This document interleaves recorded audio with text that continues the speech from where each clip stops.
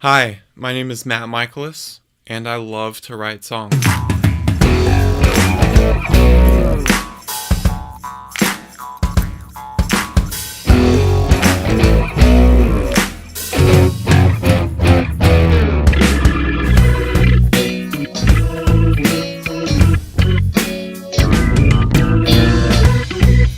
So this is not the first time that I tried to write a full-length album of original music. The first time I tried to do this was 8 years ago, and at the time the feedback I was getting was that the songs are pretty good, but your voice needs work. So I took voice lessons.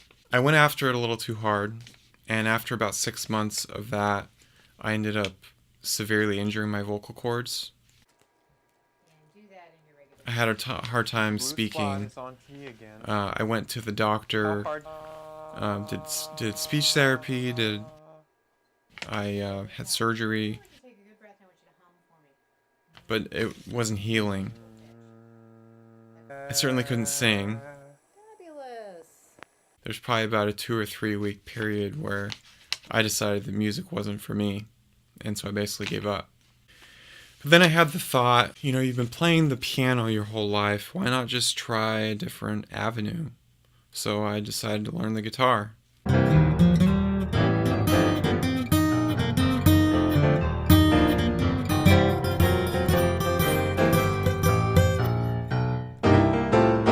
Learning the guitar is what reinvigorated me.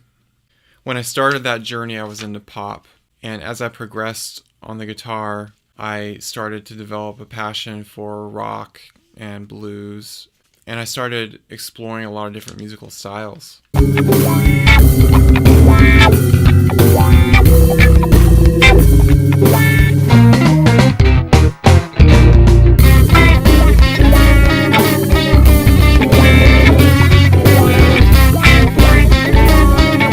Did a lot of listening. I paid attention to why I was having the emotional reaction to what I was hearing and really just kind of studied it out.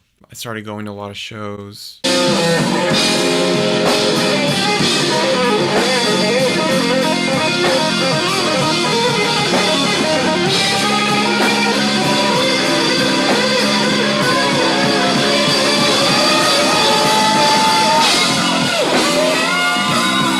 And really just tapping into what moves me. I ended up joining a band.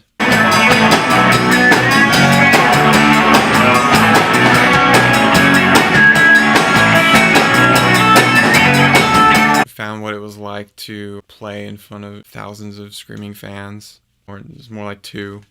But it was very formative. This was all part of the journey that I was taking. So I progressed. I wrote lots of stuff. And in the meantime, I'm always looking for interesting people to follow on Instagram. One of the guys that I followed was Rich Bischoff of Studio 14 in northern Utah.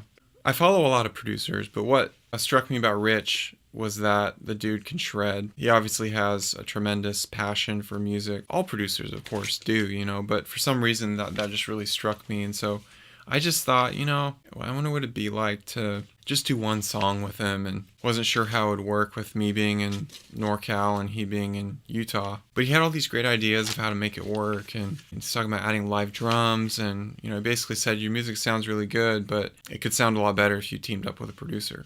And what resulted was this.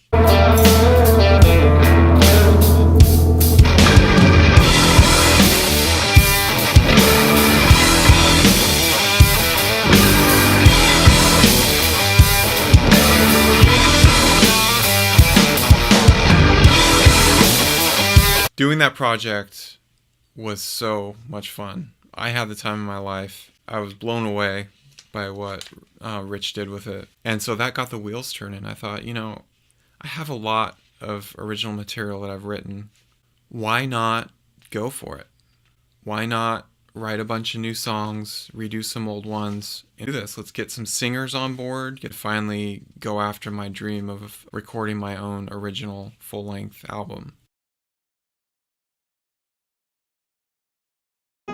So when I write songs, it always starts with a chord progression. Something that I feel like is unique or something that's fresh.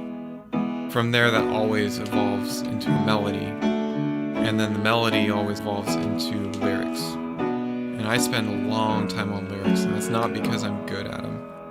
I stink at lyrics. So I have to really work hard, spend a lot of time on rhymezone.com. Bruce Springsteen once said that he likes to write songs while he's angry because it focuses his attention and he can tap into his creative process quicker. So I definitely experienced that a little bit for some of these songs. How Long, Move On Out are definitely some of those songs. I think the lyrics will be very straightforward. Running from the Law came from watching a ton of Clint Eastwood westerns for like 4 weeks straight. I watched like 6 or 7, and I just had all that stuff mulling in my mind, and it just came out this way. Bricks for Feet, I have no idea what that song is about. The entire song came from just a simple thing on the guitar. I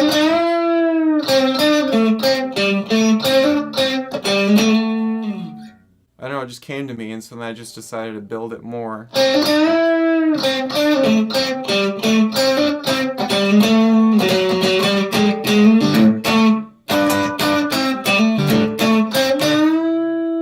Something's Gotta Give is the only song on this album that I did not write. This song was written by Shawnee Westmoreland, and she kind of intended it as like a folk country type song, and when I heard it, to me it just screamed country rock, country blues type stuff. I Got Ya is just a cheesy pop song, and the cool thing about I Got Ya is I had the once in a lifetime opportunity at the ASCAP I Create Music Expo to have this song reviewed by Darrell Brown, who is known at ASCAP as the Song Whisperer. He gave me some very constructive feedback, and I tried to incorporate it into this remake. The Weatherman is a song about having the feeling of something you know that's going to be really hard right around the corner. This song came to me while trying to fix my Mac because it crashed in the middle of this project. I wrote this song before I knew that all my files were going to be retrievable. I didn't know that at the time, so it's kind of the feeling of like desperation. The Forest in the Trees is my token positive song. Kind of a singer-songwriter type vibe that is basically about how change is good. Serenity, the Rabid Whale. That's how this all began. So I put that at the end. So all of my songs have a solo of some sort. Sometimes I will have a solo as the bridge. Sometimes I'll have a solo as the bridge, and then I'll come back to a longer solo at the end of the song. And one of the things that I've tried to do in recent years is branch out from just using the pentatonic scale. So this is just the minor. And then I'll try major. And then I'll try to mix them every now and then. So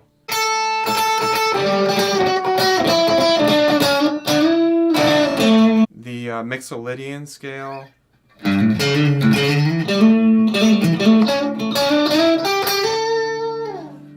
And every now and then I come up with something totally crazy.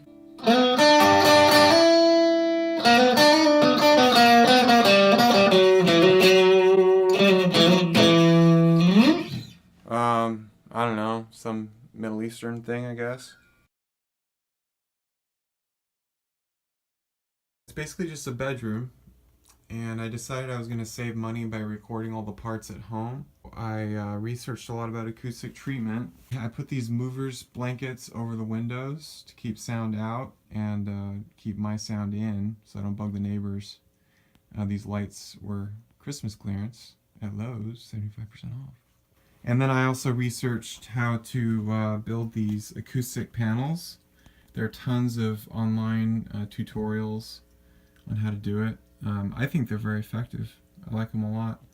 And then I also made these sound panels for my amp. When I really crank the amp, this helps control the sound so I'm not bugging my neighbors, because this room is in the front of my house. So I use these sound panels also as kind of like a vocal booth. I just set it on top of the piano, and I don't know if you can tell the difference if I like speak here, how it kind of deadens the sound a little bit, but I found it to work really nicely. Sterling here, and then I just typically have a windscreen with some pantyhose, because why not?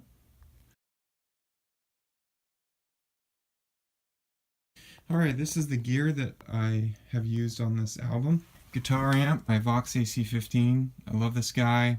Not too large, not too small, very crisp and clear. Whenever I mic it, I typically do a dynamic here and then a condenser like right there, and then I just blend the two tones. Roland Juno, and I mainly use this as a MIDI controller because all the synth and organ sounds I used on this album were in Logic. Any acoustic that you hear on the album was done with this. This is a Seagull Entourage. Got it secondhand. It was really like this guitar. Very beautiful guitar. This Fender Strat is my go-to guitar. I'd say probably 70% of the guitar sounds on the album were done with this. Paisley pickguard that was made out of recycled wood. Just a cheap Squier bass that gets the job done. Epiphone Casino, semi-hollow body guitar. If you hear any guitars feeding back on the album, that's what this guy was used for. Okay, let's see, most of these I got secondhand too. I have 3 overdrives. These two, which are pretty similar. And then I have this OCD. If I typically turn the clean channel up all the way on the amp, and then I just I turn down the gain and I bump up the volume on these guys. This compressor sustainer I used with the Casino to do a lot of feedback sounds, like you strum an open chord and just let it ring out. Wah, I have 3 modulation pedals. This is by far my favorite one. I did a lot of solos with this pedal. Play, and what I found is that if there's not a sound that I can get from these guys, I can get it from this Line 6 M5. It's a great library of a lot of really gnarly sounds. This goes to the amp. This is reverb and tremolo. A Tascam US or 4x4 interface, which has 4 inputs, which is very handy because I do a lot of room reverb mics on some stuff. Bass sounds, I use this SansAmp bass driver. It also gets the job done. I'm sure I could probably be getting better bass sounds somehow, but it works for now. Piano, which I use on a couple songs. And this is the piano I grew up with. It's also the piano that my dad grew up with. The last time it was tuned was 1980. So I gave it a nice good tuning. And then before that it was in the 60s. So how cool is that?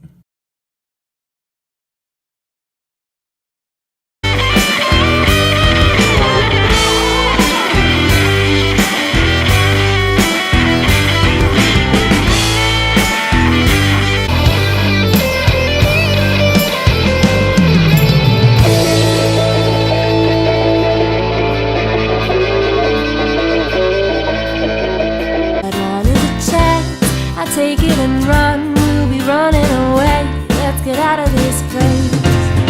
Come on, I know how I feel, and I don't wanna conceal.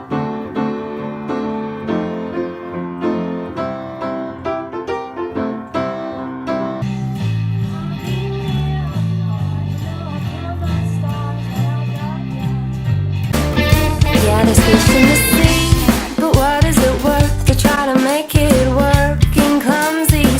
Verse 2, we're going to take out, you say what they want, but we're going to get rid of that but, just because it chops up the vocals a little too much, if that's cool, so I'm going to just change it. It's a long way down, pulling teeth to the top.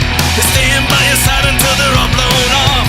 You take a monologue, you call it coming along. If anybody buys it, well, it's luck of the draw. So take this advice, you'll be glad you did. Move on. Bueno? Okay. Move on.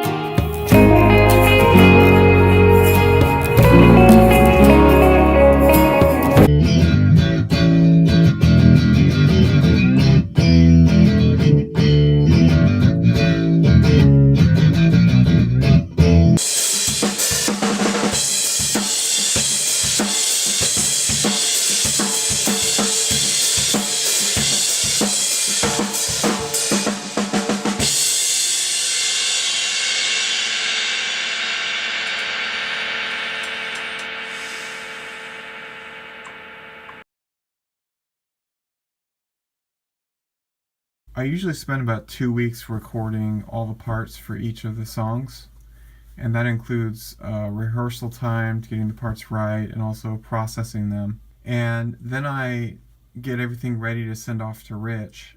This is the Weatherman, and this is before adding drums or vocals. This is kind of my raw attempt to lay the ideas down, so to speak. This is the solo part of the song.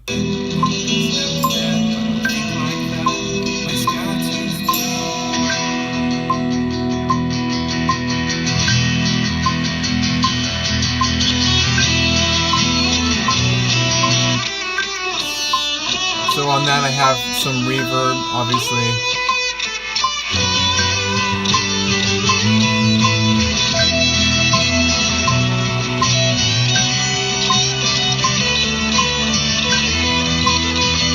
And then here comes the organ. Oh, that's a synth. There's the organ.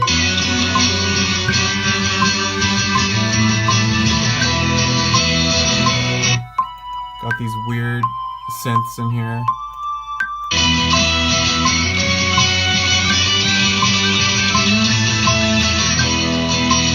That's gonna sound so good once the real drums are in there. But pretty much all I do once I get the sounds right in here is I export each track individually. All I do is I make sure that they don't clip. I don't add any compression or any other reverb or EQ. I let Rich do all that stuff. I just love focusing on the creative aspect of the song and then him finishing it off. Looking forward to how this one turns out though. Alright, so I'm here with Rich at Studio 14, Perry, Utah, way past my bedtime. And mine. I've just talked about the stuff I do to get him the files, and now Rich is going to talk about what it's like on his end to get my files and the kind of stuff that he does. So. Okay, so Matt sends a lot of files, at least on this last song he did. But he's great because he names them all, and he actually does a lot of pre-editing before they get sent. So there's not a noise I have to correct or any of that. So good job, dude. Oh, thanks. Like I have a lot of people that send me stuff and I'm just like, yeah. I have to fix a lot of stuff before I even start mixing. Like on this song we recorded drums with a drummer that I'm friends with. I like to, the way I work my workflow is I like to put all the drums at the end. All your other tracks are down here. I put vocals at the front and I put drums at the end. It's just kind of how I work. Looks like there's like, what, 40 tracks there? 56 if you count all the buses I did. Oh, okay. Do you know what that is? Do you know Yeah. what bussing is? Okay. So let's just do like, we'll listen to the snare, we'll listen to the drum mix. I can run with the best of them, so you gotta keep up with me. With a little bit of tenderness and a whole lot of envy, I'll get you where I want. Checkmate. You know. Alright, so this is the drums bypassed. Crazy, huh? Wow. Okay, now we'll do... Okay, so this is just the drums. So what I did on your snare was I have one just natural snare, there's nothing on it. So to get the beat, just the meat of the snare. But then I added the sample.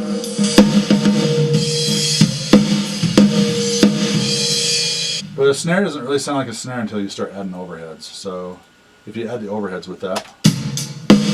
Wow. You know what I'm saying? Yeah. Yeah. So with the kick drum, so I use Steven Slate's trigger. All it's doing is it's triggering a sample. But then I also have a outside mic to get like that low. Oh, yeah. So when you blend them together, you get that snap. Yeah. If you notice the toms aren't, you can't see them Uh-huh. because I have a gate on them until they come in. No kidding. Just so that they don't, there's not all that noise. That makes sense? Yeah. Okay. So I've got the virtual console collection, Uh-huh. and it's set to an API type of console. I have the Kramer Pi compressor, which is like a drum room compression, like it smashes. And then the other thing I did on this, to add just a little more punch, was I did a room mic that I just smashed the heck out of. Hear that. Where was the room mic placed? It's just right in front of the drum. Okay. It's like looking right at the kick drum and right at the snare, like right where those two hit. Okay. And then just your reverb is just like a little bit of this. I'll just show you the reverb real quick. I'll get you Just like a room. Yeah. Reverb. Yeah. So when you start adding everything. So then once you have the drum sound you want, then do you just layer everything else? Yes. So your bass. Turn this up for off for a second. So all I have on this is like a compressor and some EQ. And then that virtual console stuff just kind of saturates it. There's a plugin by Waves called the Chris Lord G Bass plugin, and I just messed around with it till I found the sound I wanted. So when you blend them together,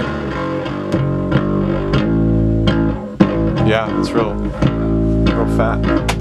yep. So that's what I did on bass. Your guitar sounds are pretty much kind of how you want them, so I don't really. Right. What about like the keys and like the synths and stuff? Do you do anything with that? Honestly, I did nothing with your keys other than panned them. So if I go to the master bus, which is right up here, I have a bunch of plugins on here. So if I completely bypass this and I play the mix back, I'll get you where I want. Checkmate. still sounds pretty good. No, it's a crime. So I've got stuff on here like the SSL mix bus compressor by Waves, which is like, and it's set to like how everyone sets their SSL mix bus. It has a real SSL. Just some like saturation plugins, a compressor. Because if you can get your sound mixed and almost kind of mastered at the same time, then when you go to the final mastering phase of what I do, I don't have to do a whole lot. All I have to do is limit a little bit. Okay. I do a little bit of limiting and a little bit of EQ, and that's Yeah, it. makes sense. So, yeah. So I assume you probably spend the most time on drums and vocals. Yeah. It was just like, this was like a preset actually that I put on. And then I put on an 1176 plugin from Waves. I'll get you where I want. Checkmate. Oh, a delay. Delay, yeah. You know it's a crime. My favorite delay too, H delay by Waves. Did you also do this one for Quinn? Yeah. Okay. Same delay. And in fact, there's a delay that's free they're called Variety of Sound plugins. It's called Epic Delay, and I use that a lot too. And it sounds almost as good as the H delay. Wow. You know it's Oh, I love that. So Yeah. that's just in the background. Yeah. Bad Fitness. Love that. And then I did this. So I want you to get with me. Double it. Yeah, and it's just You mixed. got bricks It's for just feet. mixed in the background. So when you put it all together, especially. And you ain't never gonna change. You got bricks for feet. Cool. Yeah, so that's it. So at this point in the project, I'm all done, and it is very slowly sinking in that I have actually accomplished my dream of recording my own album of original music. I made this t-shirt from the album cover.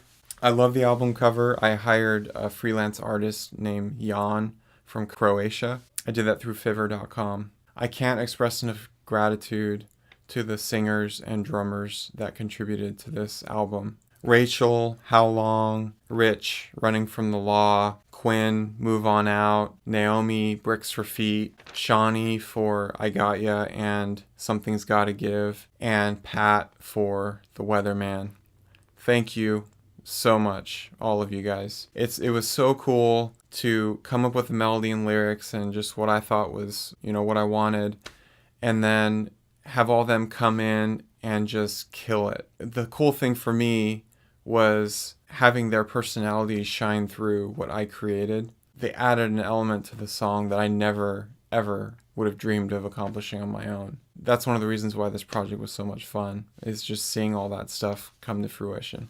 Jason and Dave, they were the drummers on all these songs. They both did awesome. They amazed me with their passion, and ideas. Thank you both as well. I can't express enough gratitude to Rich. So I say that I produce these songs. We kind of co-produce them. As you can tell from this video, he really knows his stuff. He's the one who made this sound awesome. He's the one who put the icing on the cake. So I really appreciate his expertise and enthusiasm. So as I said earlier, I'm starting to be really reflective on this entire journey. This entire project has been exhilarating for me. The last year while I've been working on this project has been one of the most alive years of my life. I very much view this as an extension of who I am as a person.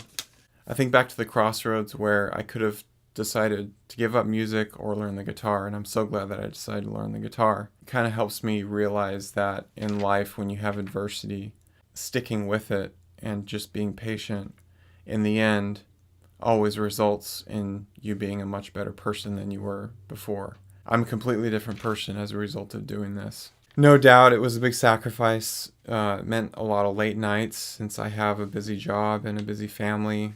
And along these lines, I can't express enough gratitude to my wife. She has been with me in this journey from day one. And it really, really means a lot that she has supported me in this project. I hope you check out the album. I don't care if it sells a lot. I don't care if it succeeds. I did this all for me. It would mean more to me if you got something out of this, particularly in light of the journey. That's the biggest reward that I can have, is knowing that what I've created has inspired someone else. So thanks for your support. Thanks for sticking with me, and stay in touch. Thanks.